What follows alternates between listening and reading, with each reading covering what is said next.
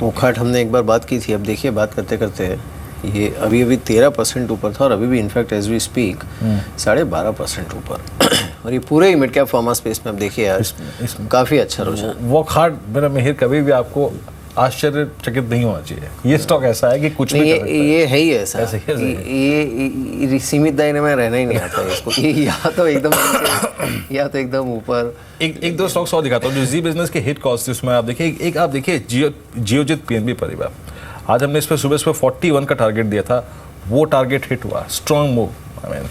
और उसके बाद देखिए एक बजर पेंट्स दिया था, वो स्ट्रॉन्ग हिट रहा।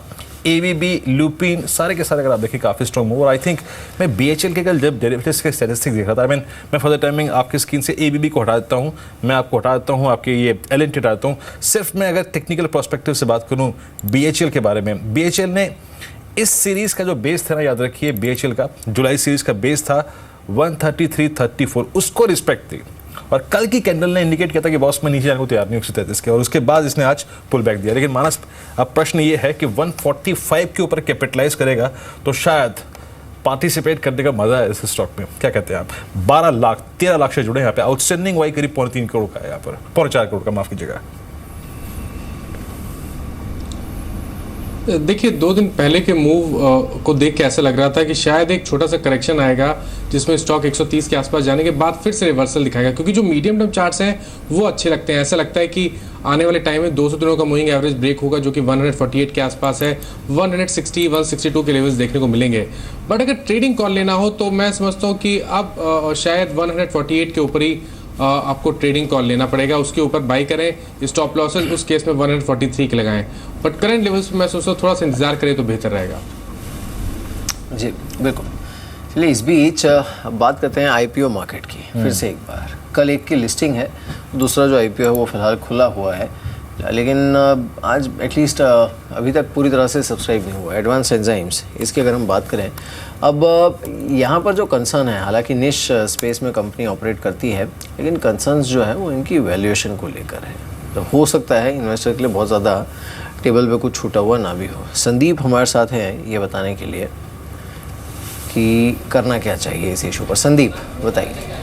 शुक्रिया मेहर। नो डाउट अगर आप देखें ये कंपनी एक निश कारोबार में ऑपरेट करती है और ज़्यादातर ब्रोकिंग हाउसेज आपको सब्सक्राइब करने की सलाह दे रहे हैं, लेकिन कुछ एक रिपोर्ट्स ऐसी भी हैं जो आपको थोड़ा यहाँ पे कॉशियस रहने की सलाह दे रही हैं, जिसमें उनका मानना है कि वैल्यूएशन से लेकर कुछ ऐसे कंसर्न्स हैं जिससे आपको रूबरू होना काफ़ी इंपॉर्टेंट है।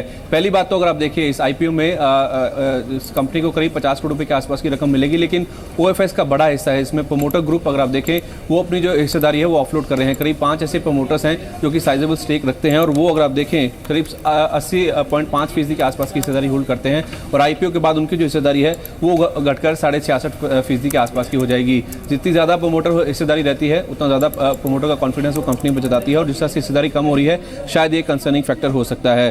दूसरी बात अगर आप देखें, एंजाइम बनाने वाली भारत की ये दूसरी सबसे बड़ी कंपनी है, लेकिन अगर आप मार्केट शेयर की बात करें तो 1% का भी मार्केट शेयर नहीं है, 0.9% के आसपास का मार्केट शेयर कंपनी होल्ड करती है। तो उस चीज़ को भी ध्यान में रख के आप अपना जो निवेश है उसकी रणनीति बनाएं। तीसरी बात अगर आप देखें, जो क्लाइंट कंसंट्रेशन है वो काफ़ी हाई है। अगर आप 10 ग्राहकों की बात करें तो 10 ग्राहकों से इस कंपनी का करीब 40% के आसपास का हिस्सा आता है, और विदेश से करीब 2/3 के आसपास की कारोबार की इस कंपनी की आय आती है, और उसमें से नॉर्थ अमेरिकन मार्केट्स में अगर आप देखें इस कंपनी का काफ़ी बड़ा एक्सपोजर है। तो उस लिहाज से वहाँ पे अगर कोई भी चेंजेस होते हैं रेगुलेटरी से लेकर या कोई भी, तो उसका इंपैक्ट इस कंपनी के कारोबार के ऊपर काफ़ी ज़्यादा देखने को मिलेगा।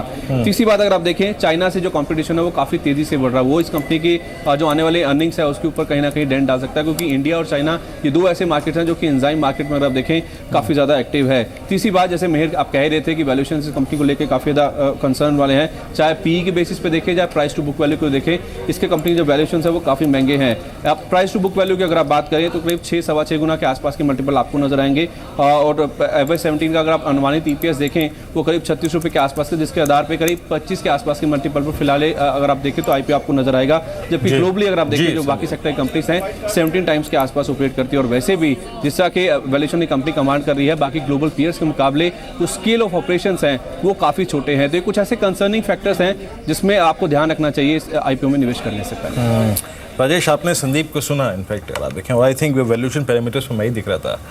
आई mean global peers, domestic peers है नहीं इसके, ग्लोबल पीयर्स अगर आप देखें, खैर मैं उनके बराबर ले जाके बिल्कुल नहीं खड़ा करके देखना चाहूँगा इस आईपीओ को, but at A PE of 25 आपको लगता है कि इसको बढ़ के एक्यूमुलेट करना चाहिए आईपीओ में, इस पर सब्सक्राइब करना चाहिए और आप कमा के निकल जाएंगे इससे?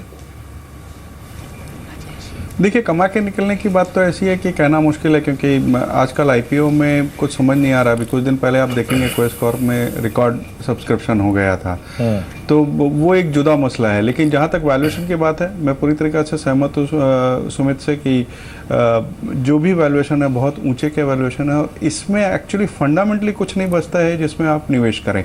एक तो वैल्यूएशन ऊपर ऊंचे हैं, दूसरे क्लाइंट कंसंट्रेशन है कि कुछ क्लाइंटों से ही पूरा बिजनेस आ रहा है, और तीसरी सबसे बड़ी बात है कि मार्केट शेयर 1% से भी नीचे है और चाइना से बहुत बड़ा कंपटीशन है। अगर वहाँ से कंपटीशन बढ़ता है, वहाँ से डंपिंग बढ़ती है, तो इस कंपनी के नंबर्स पे इफेक्ट आएगा। तो बेहतर होगा कि अवॉइड किया जाए। बिल्कुल।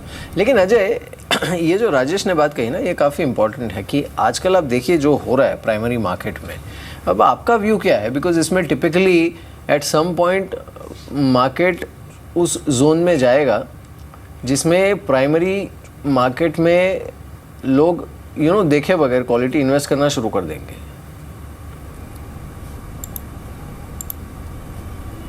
ये बिल्कुल होता है। मेरे अर्थ साइकिल में हम देखते हैं कि पहले अच्छी कंपनियां आती हैं जो काफ़ी पैसा छोड़ती हैं इन्वेस्टर के लिए, और फिर जैसे जैसे लिस्टिंग गेन्स आते जाते हैं हम देखते हैं कि और तेज़ी से ऐसी कंपनियां आती हैं जो इतनी अच्छी ना हो या जो इतना पैसा ना छोड़ें, और ऐसे ही साइकिल फिर ख़त्म होती है। तो ओवरऑल ये स्टार्ट ही है साइकिल का।